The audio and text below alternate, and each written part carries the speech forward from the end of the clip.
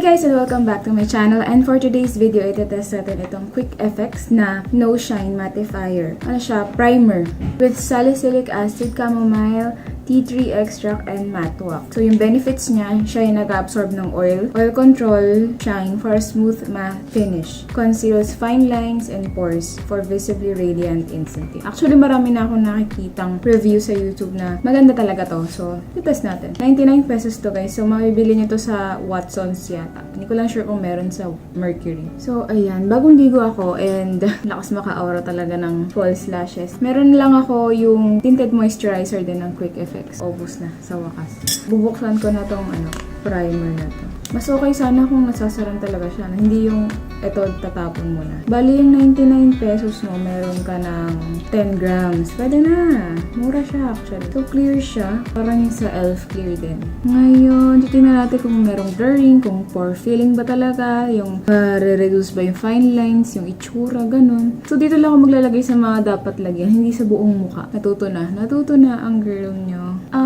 Habang nilalagay ko, para siyang natatandaan ko sa kanya yung e.l.f. May pagka-silicone siya. Smooth siya ilagay. Kung makikita nyo yan, ginaganyan-ganyan ko. Para pumasok siya dun sa loob ng pores talaga. Binabuff ko yung daliri dun sa pores. As in, gusto ko siyang pumasok. Nilalagyan ko din yung nose ko para hindi siya mag-oil. Kasi yan, unang-unang yan. Yung T-zone ko, yan yung unang-unang oil up. So, spread lang. Tapos buff. Yes. Hinamang beauty blender yung daliri. Nilalagyan ko din yung under the eye kasi meron din akong lines doon. Maglalagay din ako sa noo ko para hindi makintab. Okay, so yan. Tapos na yung aking paglalagay. Wala naman. Hindi naman ganong nag-blurring effect yung pores ko. Kita pa din naman yung mga large na kahibangan din. Dito talaga, mas problem. Medyo mas malaki yung pores ko dito. Tapos may mga acne mark. Katapusin ko lang tong makeup para sa balik ako sa inyo. Guys, kakatapos ko lang mag-foundation. Foundation pa lang. Ang ginamit ko yung Fit Me na foundation ito. Medyo, so, yung unang layer, manipis lang talaga. Tapos yung pangalawa, dito na lang. Ayoko kasi masyado mabigat. O, opisina lang tayo. Kita pa din kasi yung pores, kaya gusto ko i-video lang.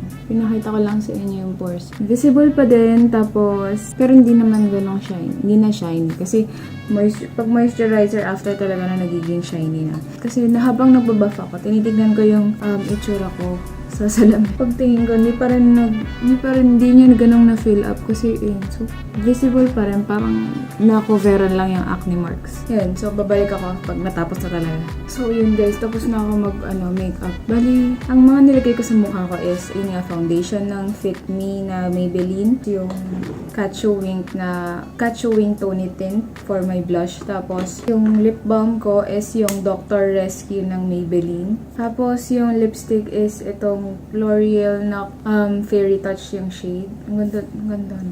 Tapos sinet ko nga pala gamit itong Pond's na Magic BB Powder. Tapos yun nga, yung eyebrow ko, yung Novo. Ganda. Ayan. Ang ganda naman.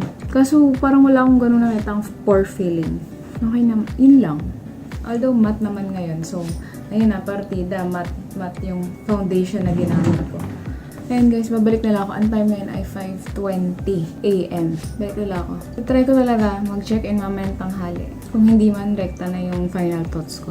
Hi guys, so 10 o'clock PM na. Girl, ayun yung oras. 10 o'clock. Ngayon lang ako nakapag-video kasi nanonood sila doon sa labas. And regarding dito sa ating nire-review, yung Quick Effects. Ito. Naging oily ako. And kanina pa ako na andito sa bahay. Nakapagpahinga na. Natapos ko na rin yung lakad ko ngayon. Pero in fairness, so, yung pinaka-pinopromote nga kasi nito is no shine. Kaso nag-shine ako, pero may konting gantong nangyayari. Kanina sa jeep, pauwi ako. Girl, ang init. Alam mo naman yung kapag sumasakay ka dun sa harap, yung katabi ng driver, kasi nandun yung makina, so mainit siya. Kapag nakastop ang jeep, walang hangin dumadaan. Ganun yung nangyayari sa akin kanina. So nagpapawis ako. Nagpapawis din yung face ko, super oily nun. Pero pag nagpahinga na ako, pag natuyo na yung pawis, matutuyo na rin yung yung oil sa mukha ko. Like ngayon, parang dewy lang, sa personal, dewy lang yung pinaka itsura niya. Pero, ewan ko ba, okay lang. Okay naman. Di ba parang shine lang. Pero if ever, mag-ano na rin ako, mag-blotting sheet na rin ako. Yung gamit kong blotting sheet is yung kay Finesse. Pero hindi ko siya nire-recommend. Inuubos ko lang. Ayoko kasi bumili hanggat meron pa. Ginagawa ko lang yon yung bumili kahit meron pa kapag makeup. Pero pag hindi ko nagugustuhan yung product, makeup, pag kailangan kong bumili ng ibang makeup para i-review, binibenta ko yung makeup ko sa Carousel. So, if ever gusto nyong makita yung mga binibenta kong makeup, search nyo yung Old But Gold shop doon sa Carousel. Makikita nyo yung mga makeup ko. Also, nasa Shopee rin ako. Napaka-shameless ng aking pagpa-vlog. Sorry guys. Ever interested lang naman kayong bumili. Ito, yung nakuha. Kasi wala na, hindi ko na pinursu pa. Shine, yung nakikita niyo yan. Glow lang yan. Yes, parang yabang. Glow lang yan.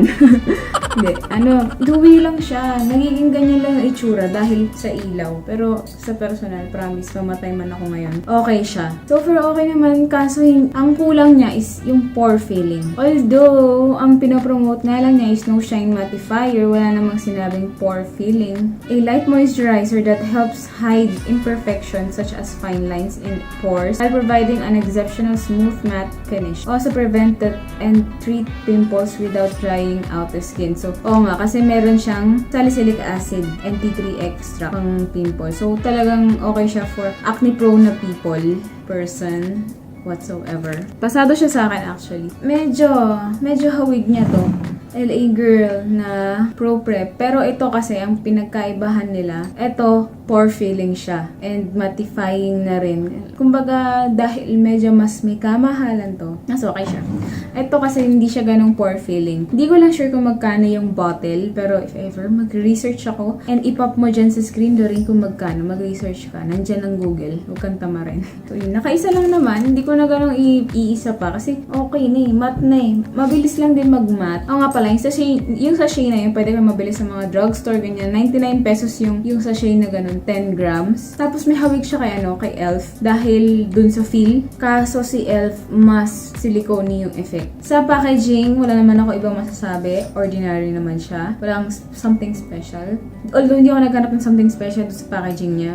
It just means na okay siya sa akin. Para sa akin, this is worth the price dahil nakapag-mattify talaga siya. Problem lang is hindi ganong naglalast yung coverage. Hindi niya ganong napahaba yung longevity ng foundation. Hindi naman ako ganong oily dahil buong araw nasa office lang naman ako, so aircon naman yun. Pero nung nag-commute na ako, hindi naman din super oily. Nagpawis lang ako.